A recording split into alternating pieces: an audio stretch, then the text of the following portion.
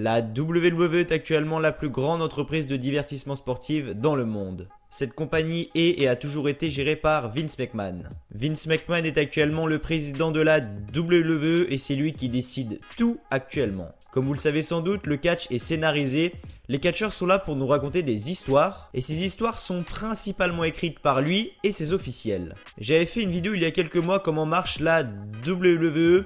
J'explique en gros comment marche le catch de A à Z, donc si vous n'avez toujours pas vu la vidéo, n'hésitez pas à aller la voir, elle s'affiche en haut de votre écran et elle sera également dans la description. Donc Vince McMahon, comme je l'ai dit, gère absolument tout et malheureusement il y a beaucoup de superstars de la WWE avec énormément de talent mais que Vince McMahon déteste. C'est pour ça qu'il y a très peu de chances que les superstars que Vince déteste aient un jour une énorme carrière à la WWE. Numéro 5, Samoa Joe. Actuellement, Samoa Joe est l'un des catcheurs les plus appréciés des fans. Malheureusement, Vince McMahon a un petit problème avec Samoa Joe.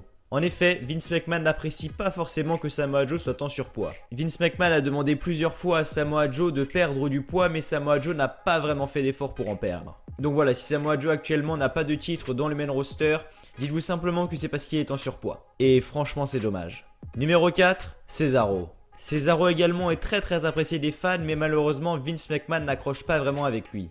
Beaucoup d'officiels sont d'accord pour offrir un run majeur à Cesaro mais Vince McMahon refuse catégoriquement car il trouve que Cesaro est trop fade au niveau de son charisme et qu'il ne dégage rien. Pour lui, Cesaro ne dégage rien et est très ennuyeux. C'est pour ça que Cesaro a toujours été dans la mid-card et dans la division par équipe mais jamais dans le main event. Numéro 3, Kevin Owens. Alors Kevin Owens, ça se rapproche fortement de Samoa Joe. Parce que oui, aujourd'hui, si Kevin Owens a été champion universel, champion intercontinental, champion des États-Unis, etc., c'est pas grâce à Vince McMahon, mais grâce à Triple H. En effet, Triple H a tout fait pour que Vince McMahon accepte Kevin Owens comme il est. Pour Triple H, Kevin Owens a énormément de talent, énormément de charisme, et c'est vrai. Mais comme je l'ai dit, Vince McMahon trouve que le physique de Kevin Owens ne correspond pas à un catcheur. Il le trouve beaucoup trop gros et pour lui, ça ne fait pas masculin. Numéro 2, Sami Zayn. Sami Zayn n'est pas du tout apprécié par Vince McMahon. Actuellement, il est blessé mais je pense que ça n'aurait rien changé. Pour Vince McMahon, Sami Zayn a un personnage beaucoup trop enfantin, et j'insiste bien sur le mot enfantin, pour avoir un run majeur à la WWE. Et enfin, numéro 1, Finn Balor. Pour Vince McMahon, l'Irlandais n'a pas une carrure assez imposante, son charisme laisse également à désirer, et pour Vince McMahon, la gimmick du Demon King est tout simplement ridicule. Peut-être que Finn Balor aura un push quand Vince McMahon aura décidé de se réveiller et voir tout le potentiel qu'il y a en Finn Balor.